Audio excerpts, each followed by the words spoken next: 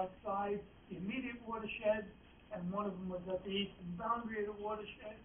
Nevertheless, if they had their preference, there wouldn't be an increase in density.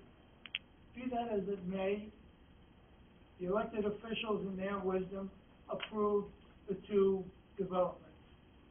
As a result of that, two lawsuits ensued, one by one of the members of the study committee and one pursued by the Open Space Council. So that was the climate in which this thing had moved forward. When I was requested to convene the meeting, my initial response was one of caution. We did the job, we came out with a plan.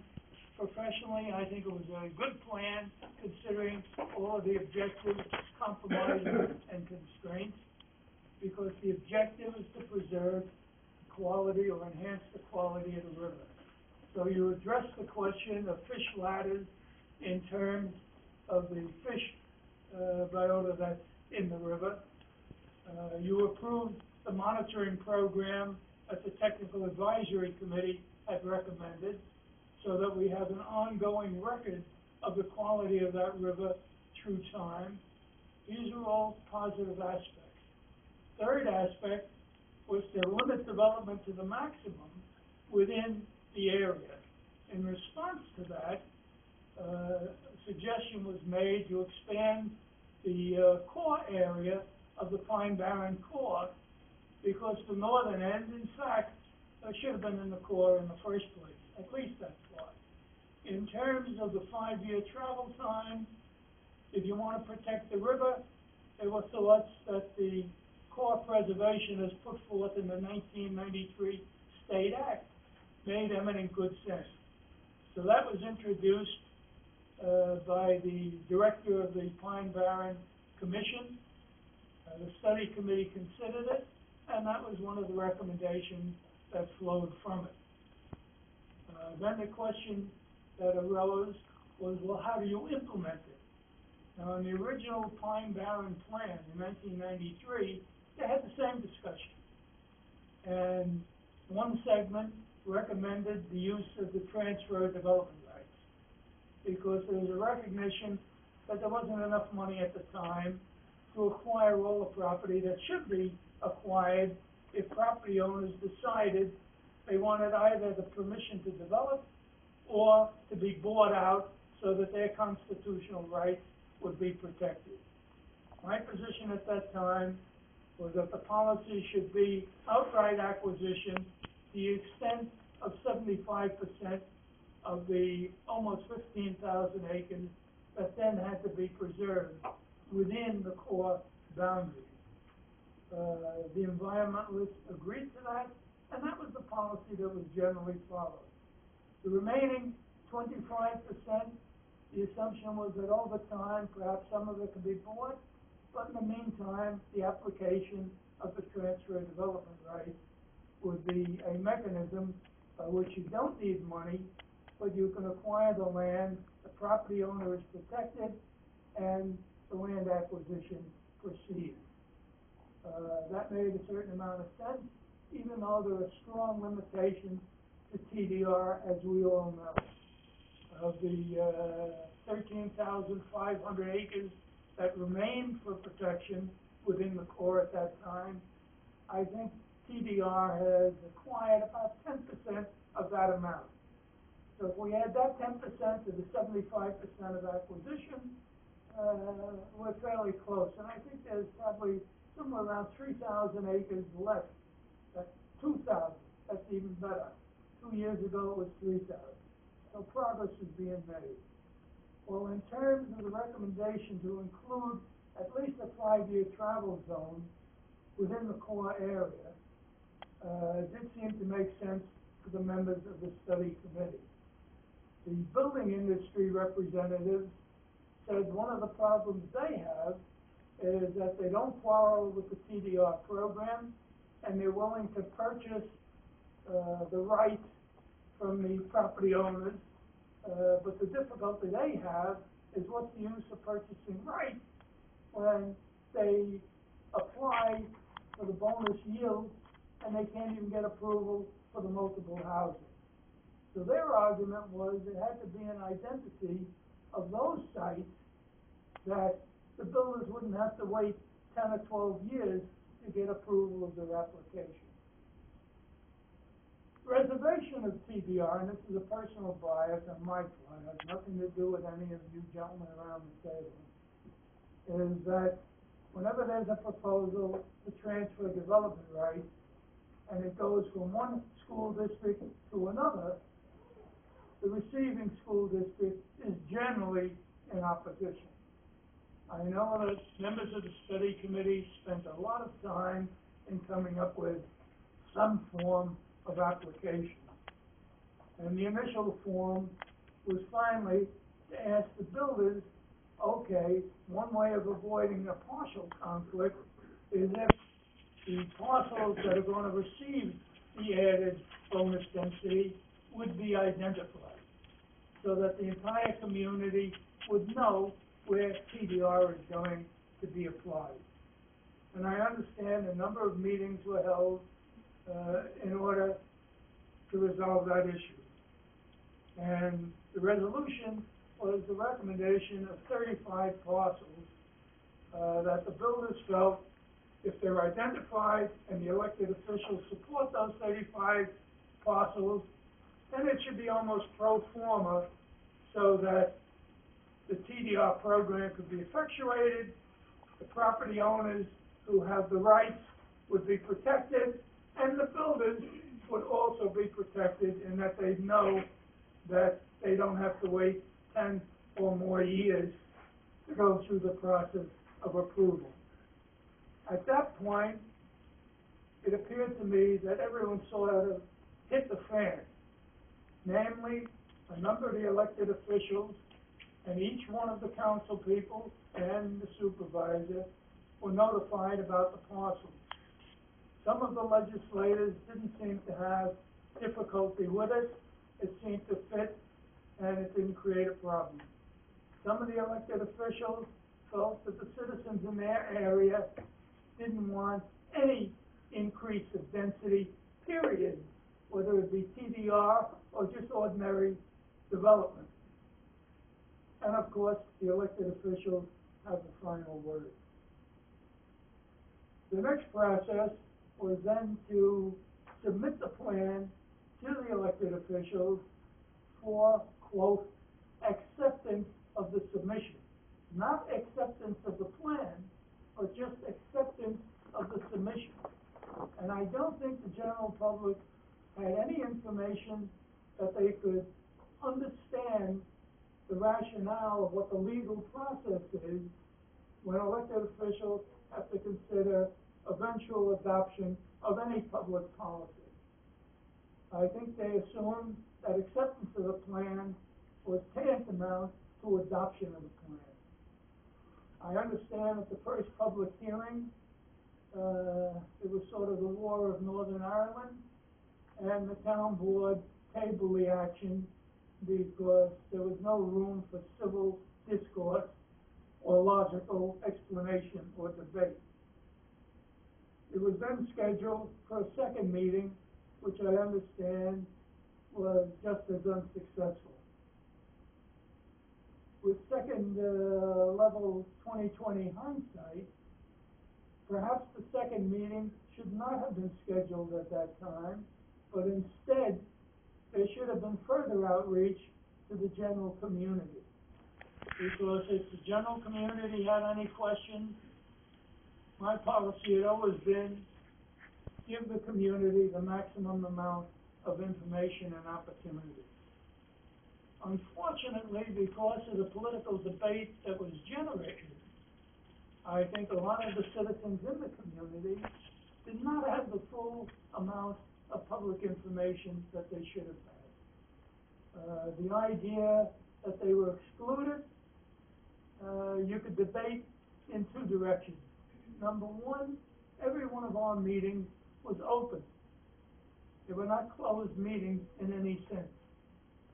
More to the point, whatever business was transacted by the study committee or the scientific committee either saw to it that it was put on, what do you call it, the Brookhaven brookhaven.org.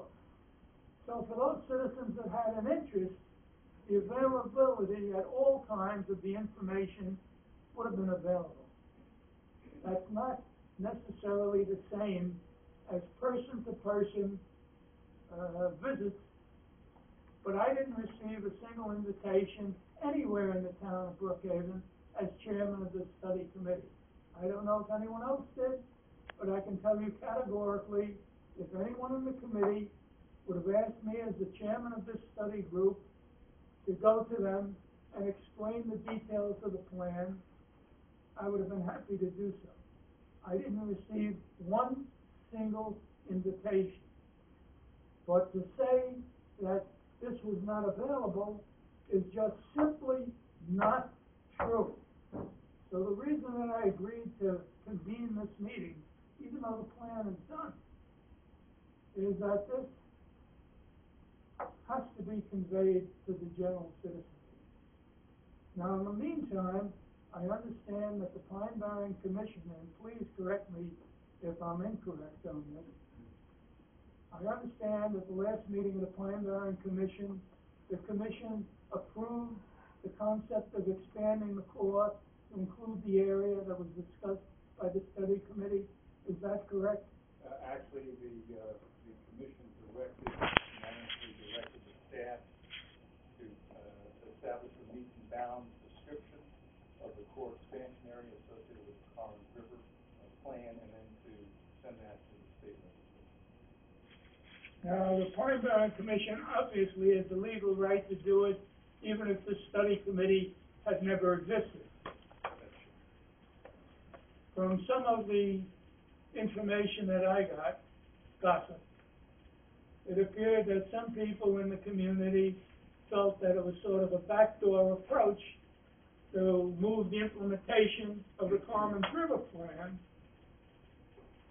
because of the difficulties that it's currently going through in terms of the political process.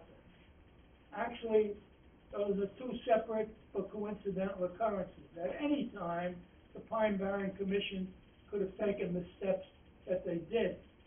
However, from the one or two phone calls I got, I could fully appreciate why those people who didn't participate in the process, not aware of the process, felt that this group was making an end run.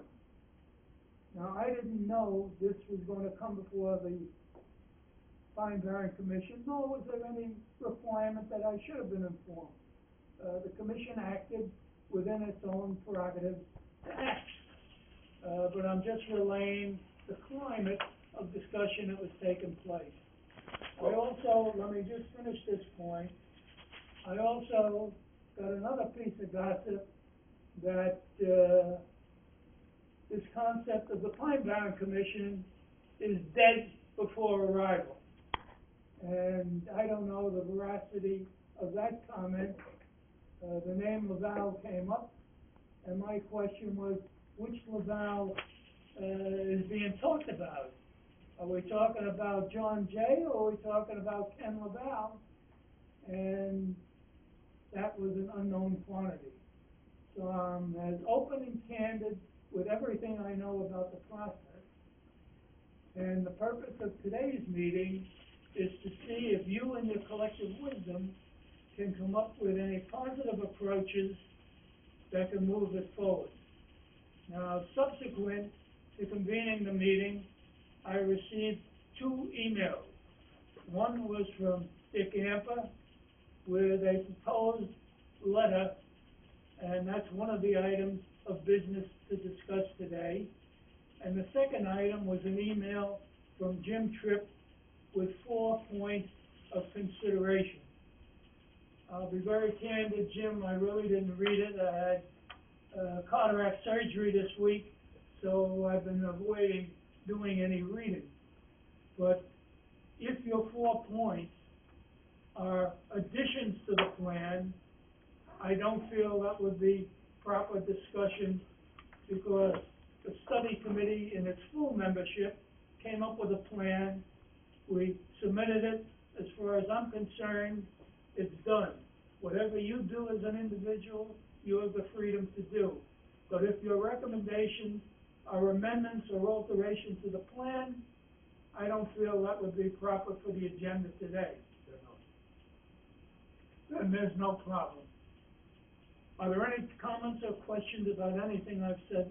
Just a clarification on what the commission did. The commission was simply instructed to send the meets and bounds to the state legislature. It is, it's not an end around because there wouldn't be time for the legislature to act, even if the legislature were disposed to act. What they were trying to do, what the commission was trying to do, is to move the process forward. Right now, there are a series of meetings that are being held by council members and by the town as a whole. There's no reason why those meetings should not proceed, but we're not getting any closer to adopting a plan, and there is increasing development pressure within the watershed, so there's the likelihood that we will lose some properties if we don't agree on something. And at some of the meetings that occurred, the folks viewed the 24 recommendations as very sound in many respects, but there were obstacles, there were concerns that some of them may not be appropriate. My solution to that would be to say, take the 20 that you like and change the 4 that need to be changed. That's what government's supposed to do, what policymakers are supposed to do. But in the process of simply convening meetings and asking the public to come in and tell them what they think, we're not advancing a preservation plan. Moreover, in looking back at the work of the study group, a lot of the proposals that came from the community were considered. And they were not, in fact, adopted because we couldn't protect the river had we done them. For example, you'll recall, there was a proposal that we do this by rezoning. Well, rezoning isn't permanent. It can be undone, so that was not going to provide permanent preservation, and it was not going to provide the compensation to private property owners that either acquisition or transfer of development rights would. The state's pretty much out of the land buying business, the county's pretty much out of the land buying business, so there is nothing truly objectionable from a planning standpoint of using the transfer of development rights to do some of the preservation. In addition, we suggested acquisition. There are several town board members that have said acquisition is not an objectionable problem, but even that isn't being advanced. Somebody on the town board ought to move ahead with the acquisition component if that's what they agreed to. What I'm concerned about is that everything sort of came to a stop. And one of the, as you observe, one of the reasons is a lack of agreement about where the development rights would land. And that's a planning matter. That's, the town has to decide, A, are they going to entertain multifamily anywhere? And if they do, where would that be? And we should sort that out. We don't have to do that one at a time over the next 10 years. And any responsible planning entity would say, where is that supposed to go? And indeed, the planning department came up with 34, 35 recommended areas. Some were objected to and were immediately removed, by the way, even while everybody was fanning the flames and saying, you've got to come out and fight these projects. The projects had been removed, and there was no reason for that. But the fact of the matter is we need to sort that out. If we're not going to do it, then we can't protect the river. You have to protect the 1,800 acres that connect the pieces that are already preserved. If you had the money to buy them, we'd buy them. In the original Pine Barrens Act, as you pointed out, 75% was to be by acquisition. We don't have that capacity. If we're willing to say then we're going to abandon the river, the town board, the policymakers should say, we're not going to do anything that we can't do by acquisition, and we don't have the money to acquire it, so we're not going to protect the river. But to not do anything is the big time. So what I thought we could do as people who formulated the plan is to lay out what the objectives were, what criteria an alternative plan would have to meet, and then those who are genuinely, everybody says they want to protect the river, and everybody says they're supportive of next generation housing, but we're not doing either. We're talking about talking. So I thought it would be useful for you as the chairperson to forward a letter that was suitable to the members of this study group, and why we did it. And if you want to protect the river in a different way, you would want to meet this particular criteria, because we sort of figured out that there have to be 4 sources of preservation. One is acquisition, one is commercial, one is the TBR land that I don't know how many times the planning department went back and said, okay, you can retire these number of credits if you do this, you can retire these number of credits if you do that. At least there was a formula for doing that. If there are members of the public and members of the town board that can improve upon the work of the study group, we welcome it. But no one is saying, I want to remove Chapter 8 and replace it with a new Chapter 8, or I want to lose Chapter 13 altogether. Everybody's just saying, I don't like this, I don't like that. And we're not, as a result, any closer today. I would want to say we are further away today from protecting the river and from next generation housing. Let's decide. If the town board got up tomorrow and said, okay, where's the multifamily going to go? And they look at the planning staff's recommendations, and they said, we like 28 of them, but we don't like the other 6, then you could figure out where the other 6 might go. That would be proactive. That would suggest to me somebody was actually trying to protect the river and trying to do this. That's not happening. So what I have suggested, and I am absolutely wide open to anybody taking out, changing, whatever it is they like or don't like, add or don't add, but I think the study group should say to the town board in a letter, this is why we did what we did, this is what it would take to do it by any other means. Knock yourself out, but let's not do nothing. Let's not just start anew. Okay, hold it right to that. Let me add 2 points to what you said. Number 1, as far as acquisition is concerned, it was my impression that members of the town board, including the supervisor, were supportive of trying to put forth funds for open space acquisition. And the number that I heard was up to $40 million.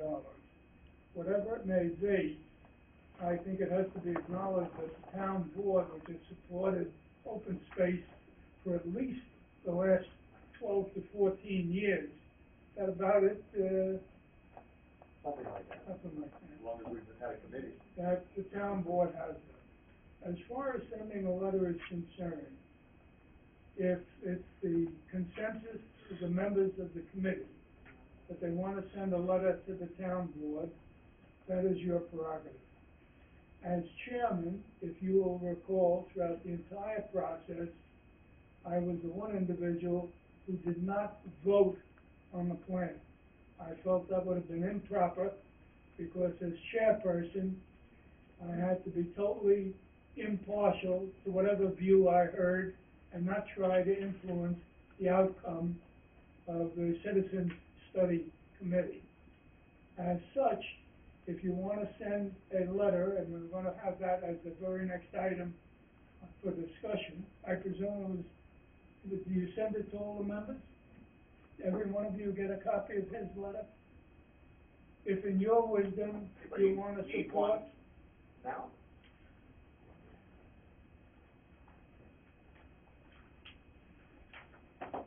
If you decide you want to support the letter in its current or amended form, what I am willing to do is to take whatever the decision of the study committee is, and I will submit it under a letter of transmittal under my name as chairman.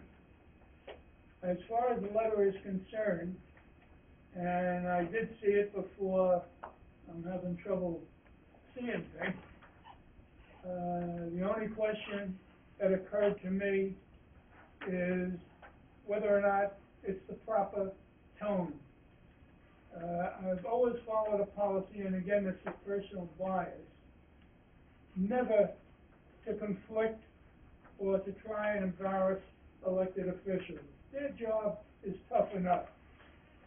If I got into the role of being planner and opponent, then in effect I should run for office. since that's not the planner's job. Information to elected officials is proper, but any submission in writing has to be viewed in part as a political document. And I want to cite this as a caution to the members of the committee. Whatever you want to do, I'll abide by it, but if you want to be effective, you're not going to be effective if you make enemies of the very public officials who support you want. That's point number one. And point number two, while I know that there's a crisis of concern about protection, let me put it in a chronological sense. I first got involved with these four river valleys in 1960. That's 52 years ago. And that was the first policy of the county new planning commission. The county owned only one park, Smith Point County Park, which was just a stretch of sand, no pavilion, no restrooms, no parking lot. The county didn't have a single other public park. But we did have a study from 1957 by Nussbaumer, Clark, and Velzy, which was an engineering study of drainage in Suffolk County. Suffolk County roads were never properly engineered. Cow paths were just paved over. Drainage was a constant problem.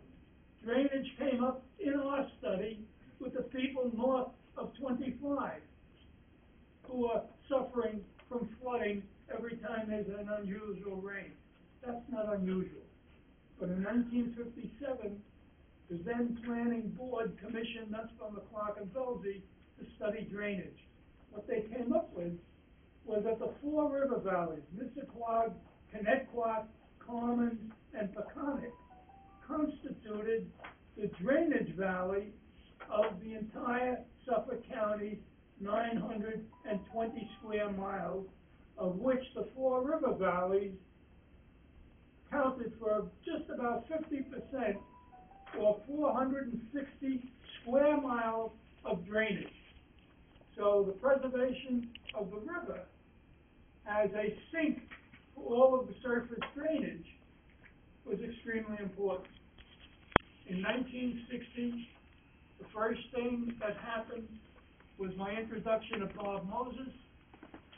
I explained the problems.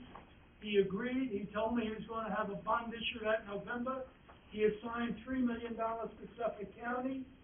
He asked me to take steps to protect the Peconic River and the Nissequogue River.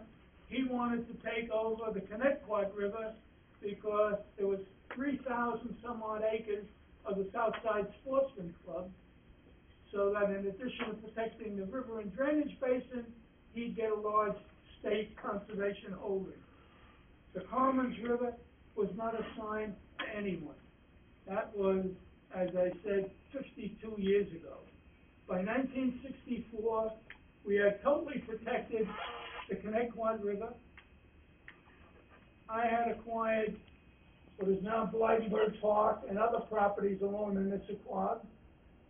I asked Moses to buy the Caleb Smith property on the Nissequogue on Jericho Turnpike, which he did. So the Nissequogue, whatever was vacant land, all became part of the public domain. He also gave me the money to buy the first 1,500 acres in the Peconic River. Brookhaven, Southampton, Riverhead. Those three rivers were protected. When it came to the Carman's River, I tried to protect it through the zoning process because there were a lot of long lots where people would put a house on the frontage and then come in a few years later with a flag lot to put a house behind the house in front, and a second house was draining directly into the river. That program sailed like a lead balloon. It didn't get anywhere. And private environmentalists, including people like Tom Williams, Jim Tripp, some of the others around this table, spent the last 11 years trying to, as private people, do something for the Carman's River. Then, when Commissioner Vitale became Commissioner of Planning, he decided to formalize this, and the members of that separate citizens group was the core of what first started in Tulio's office to protect the Carman River. And out of that then came action by the town board to formalize it, creating the committee of which you people are members. So the Carman River has had a more than half-century history with not a hell of a lot of accomplishment other than a federal acquisition at the south end of the property. That's where we are. Can I add a postscript to this? And thank you for your kind of retrospective. Kierkegaard said that life is best understood backwards but must be looked forward. In that regard, we do have a process going forward, which is outlined to us by our councilman. We've been having civic meetings. There will be 2 next week to obtain public outreach. And there is a process in terms of that separates the components.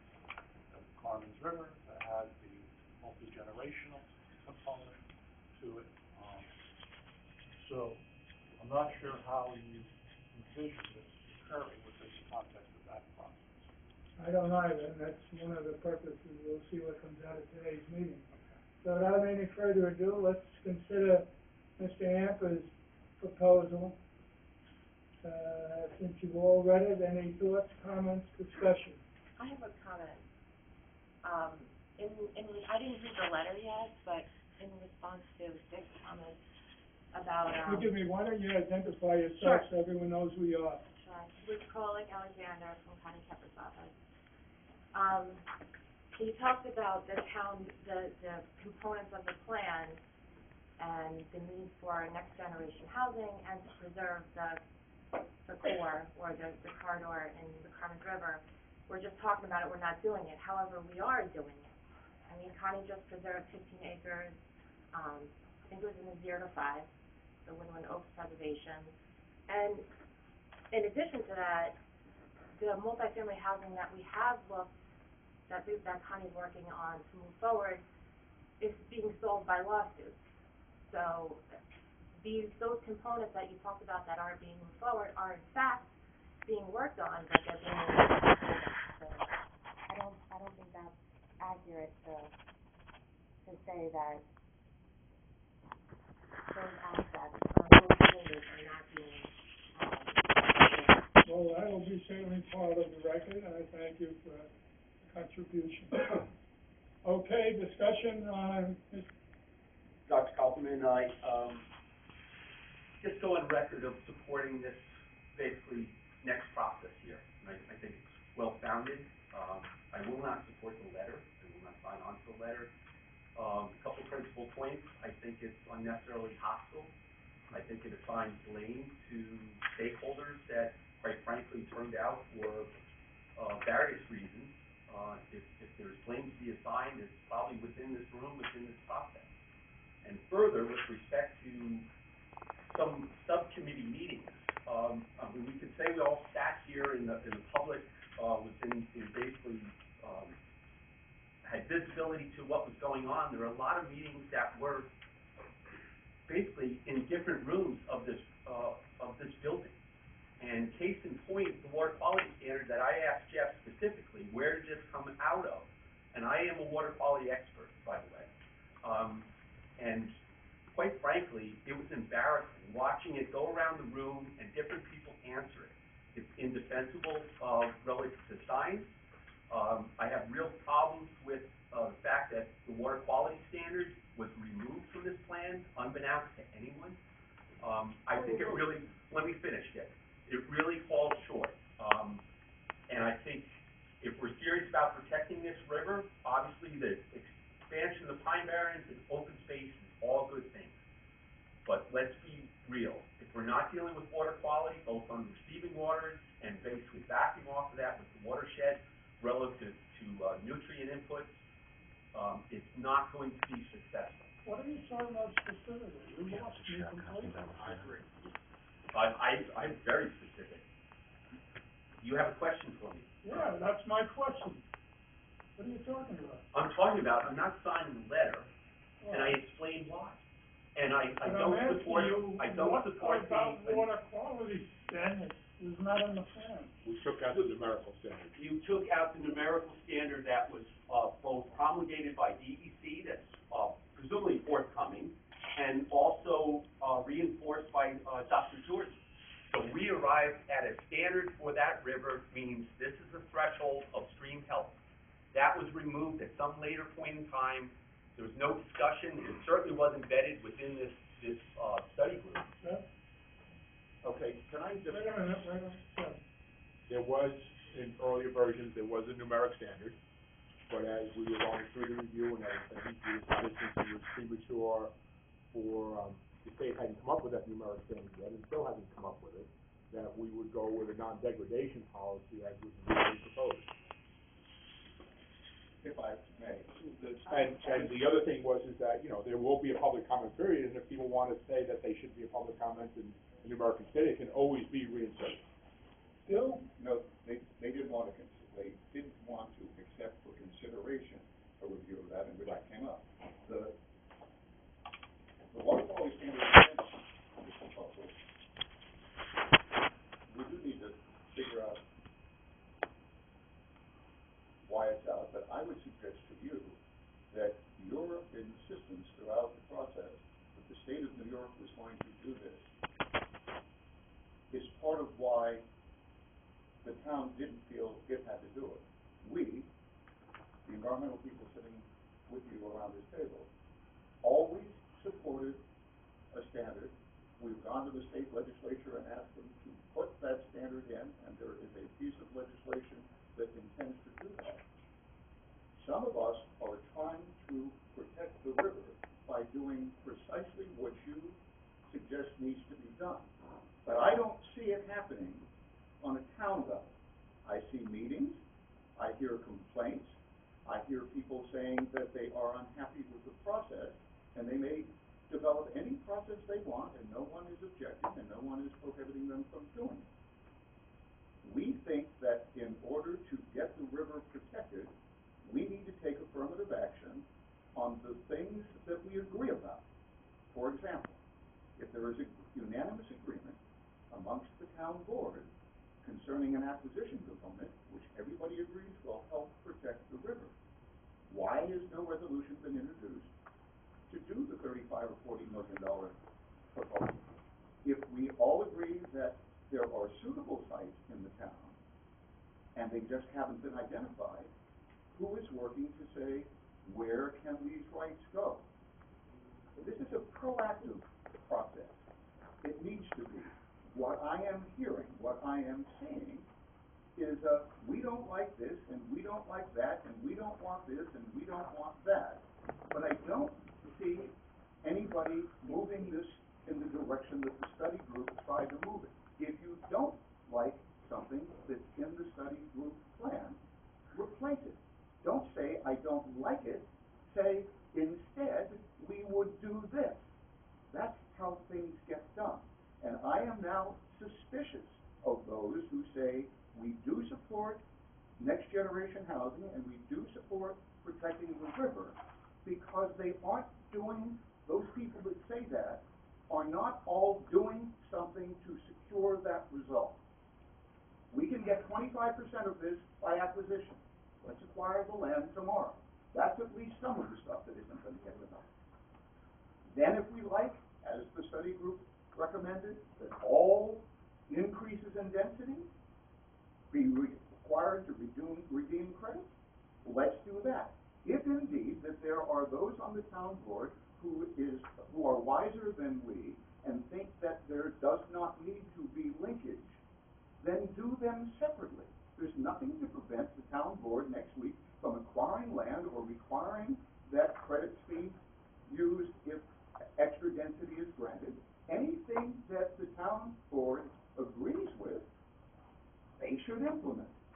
Then we narrow down the differences, and then we just say, okay, then we don't want to do multifamily on a golf course in the Three Village area.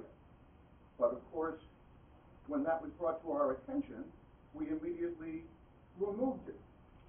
And yet, for 3 following meetings, people came out opposing development on the golf course that had been eliminated on the day it was proposed. It wasn't real. So there's a whole bunch of stuff. If anybody wants to change the tone of the letter, they can change the tone of the letter. But it was Joseph Goebbels, who was in charge of propaganda in the Third Reich, who said, if your lie is big enough and you repeat it often enough, people are going to believe it. The idea that there was no public participation in this is preposterous. And we're saying that in the same way that they said there was no public participation, we're saying, oh yes, there was. I have a question for Bill in regard to what Jeff had said. What is the status of the state response on a numerical water quality standard? I explained this going way back, and if anything, the state is less far along now than it was when we were deliberating. The federal government has asked the states to develop numeric standards. The state of New York is concentrating on phosphorus right now, not nitrogen as much. And there may or may not be a numeric standard for wadeable waters in the distant future. It's hard to say. There's resistance to doing it because it's difficult to do a one-size-fits-all. What's being considered is some combination of a numeric standard and a benefit community study that goes with it for each individual river, but it's nowhere near being promulgated in any way, shape, or form. And we went over all of this 6 months ago. Well, in response to your concern, I would add a different concern that I have. If we're going to be guided by the state numerical standard, they may come up with a standard that's applicable across the state that you're not going to be happy to live with. I had this battle when we did the 208 study, when the question of the nitrate-nitrogen standard, where we had an ambient background of 1.5 to 2.5, the health department followed the state standard of 10 milligrams per liter. It took me 2 years of battling to get the health department to agree to 6 milligrams per liter, strictly on the grounds that if we wait until it's 10 milligrams, we've lost the battle. Now, 6 milligrams does not do what I felt had to be done. And that's one of the reasons when this discussion came up, I recommended a non-degradation policy. Forget numerical numbers for a minute. If a developer comes in, like AVR, for example, which I believe the town board has approved, AVR is going to have to depend on either building or upgrading an existing sewer treatment facility. If they follow Suffolk County standards from the health department, I could tell you you're going to be mighty unhappy with that.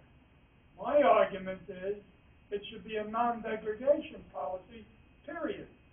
So then the burden on the development industry, you want the density, you have to do it without adding contamination. And that's where the nature of the debate should be.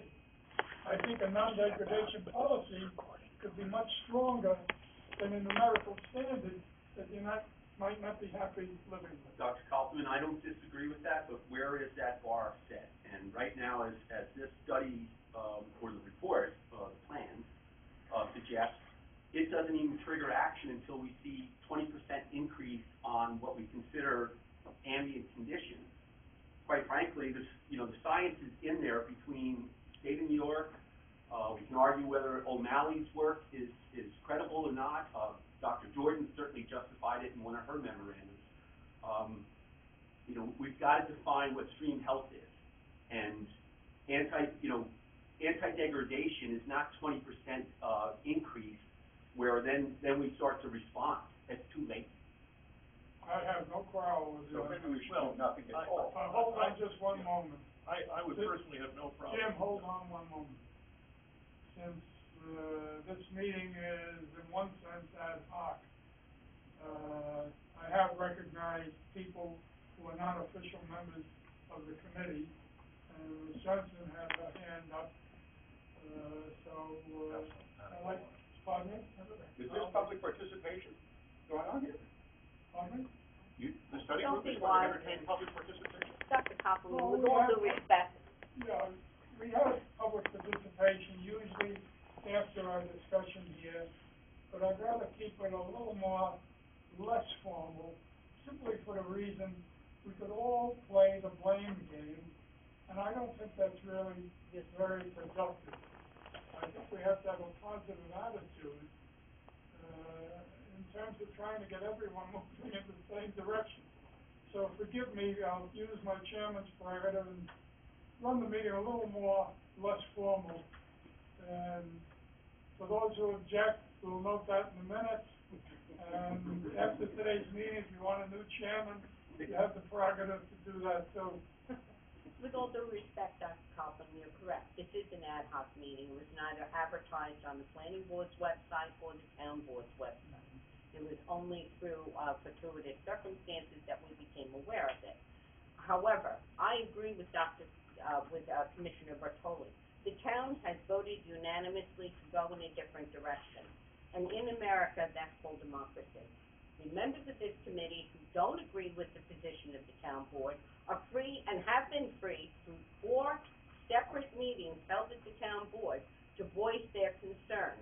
As I recall, at the end of those meetings, there wasn't a single member, with the exception of Mr. McAllister, who remained in the room. We really feel that the efforts to move forward a plan that the town has clearly rejected by a 7-0 vote. They did not reject the plan. You're wrong.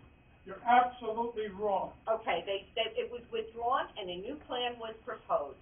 So if it requires a rejection of that plan for this committee to understand that we need to work forward. It was not a plan that was proposed.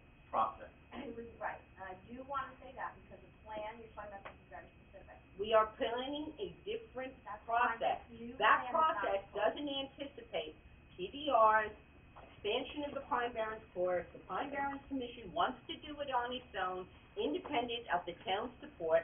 I'm certain they're free to go that way. The reality is, this is how, sometimes you win something, sometimes you lose something. But the way to make progress moving forward is not to keep battering the people who came forward and had good and valid reasons for opposing this plan. And that, to me, is unsanctionable. And I just don't know who sanctioned this committee to meet at this point. Can I answer that question now? As long as the question's been raised, I'd like to answer. Sure. There are a whole bunch of meetings that are being convened by a whole bunch of people. And for people who talk about democracy and a process, the idea that any group of people should not be allowed to sit down and talk with one another about something that they are working on or care about is as undemocratic as anything I have heard. ABCO holds meetings. Civic associations hold meetings. The Carman's River Partnership holds And they don't do it on town property. Let's not have cross. They don't do it here. The answer is there are any number of ways by which the town board gets input from the public, of which the people sitting around the table, I should remind you, are. And one of the ways of doing it would be to write to the town board members and say, this is why we did what we did, and this is why we think you should consider it. That's the process. That's a good process. Let's stay with the letter. I would like to do that, but... Dick, give everyone a chance. Jim's had his hand waved. And so has Kevin McDonald. Just first, Kevin's a little more patient. I'd be happy to have a the nature of the concern. a stringent nitrogen numerical standard for the river. That's my own personal view. Since a significant portion of nitrogen in Suffolk County comes from lawn fertilizers, I thought, and septic, but lawn fertilizers are, Mine share is septic.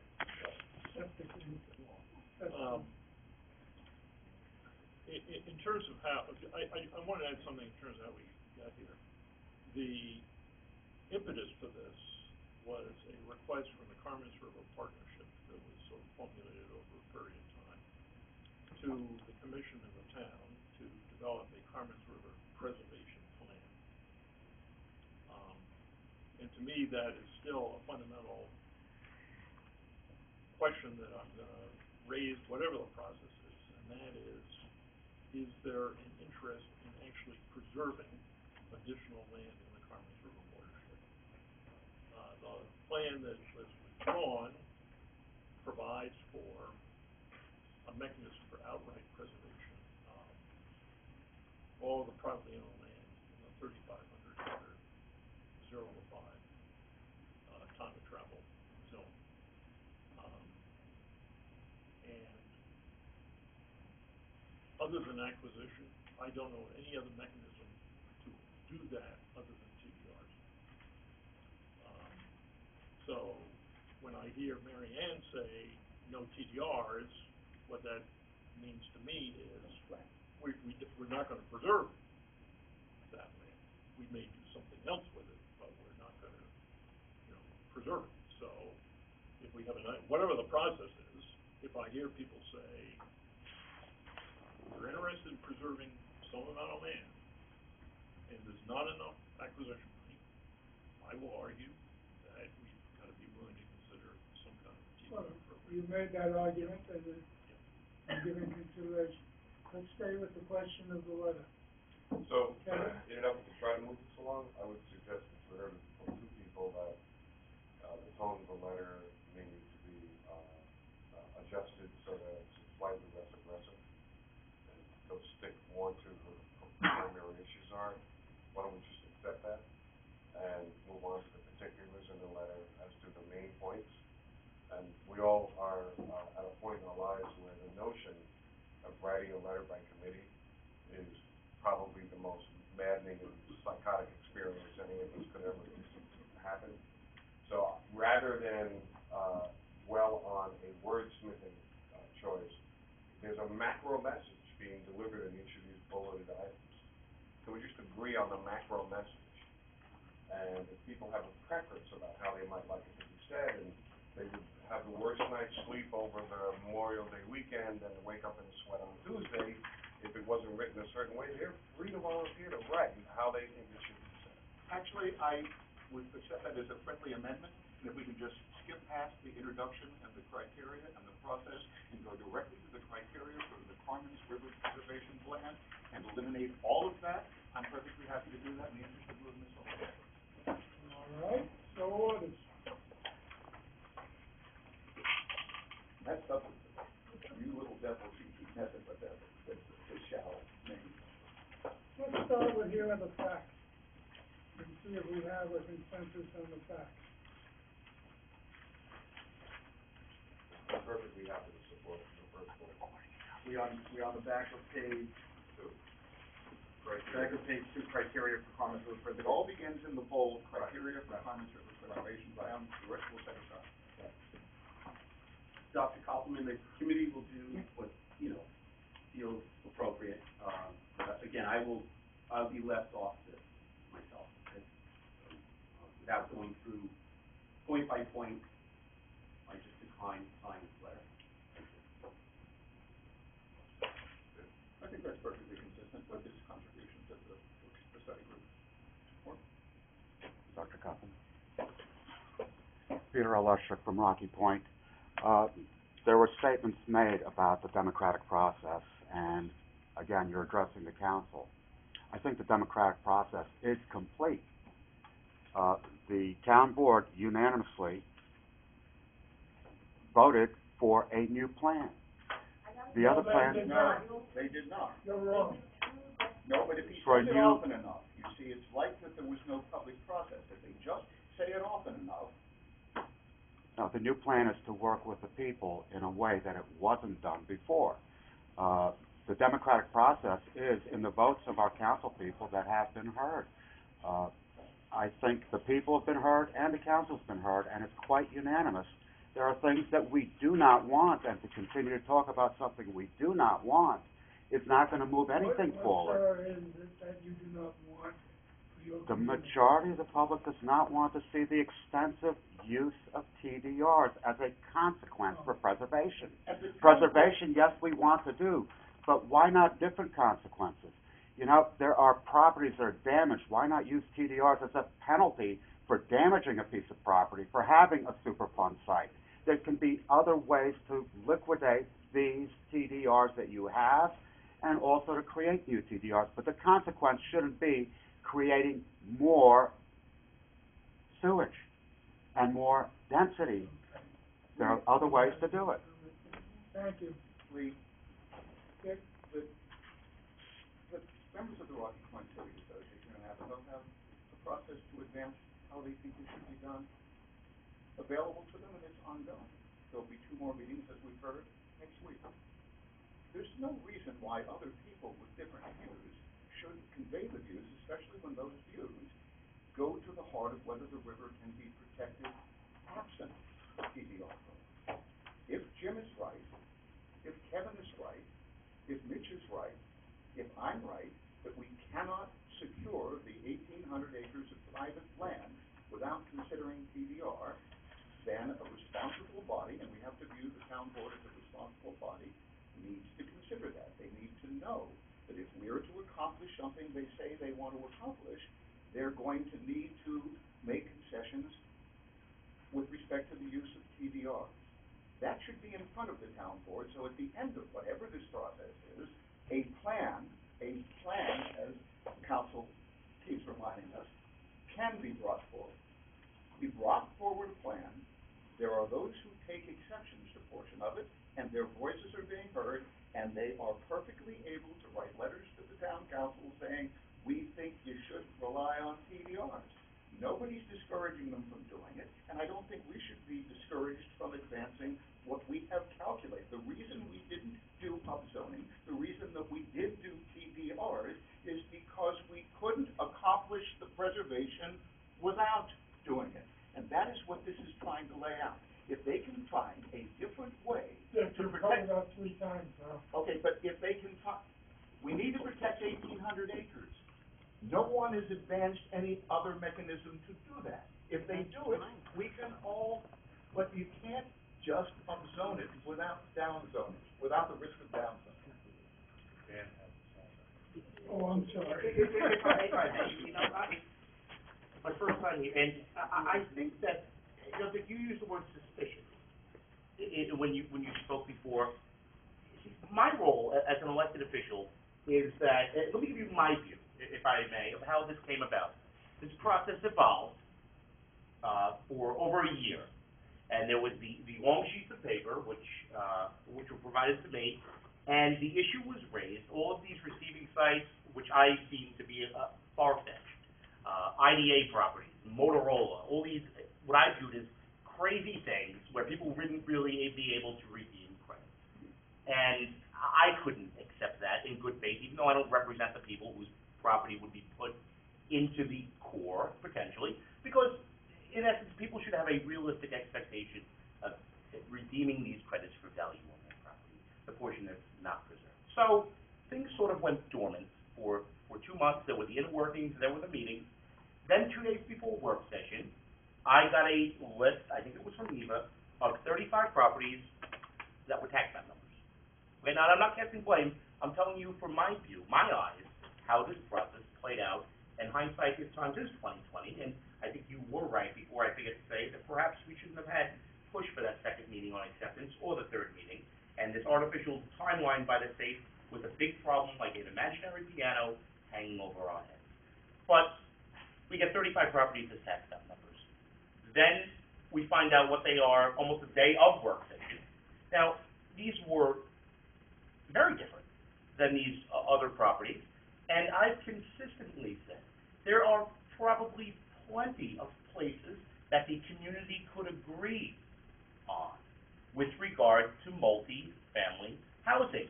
I've never said I want no multi-family housing in my district, and I'm going to point out, because I've wanted to bring this up with you, the letter you sent into my district, and I hope everybody here, we talk about hostile letters, the letter you sent into my district was over the top crazy in that you ask people to send back cards. I have them in my things. I got about this many cards, and I would say more of them say, Dan, you're doing a great job, keep up the good work, because people have a right to know, and I accept the fact that people should have some sort of say and input. I mean, when we put up a 7-Eleven, we have people who come down and talk about a pylon or a monument sign, and sometimes that can go on for meeting after meeting to work out the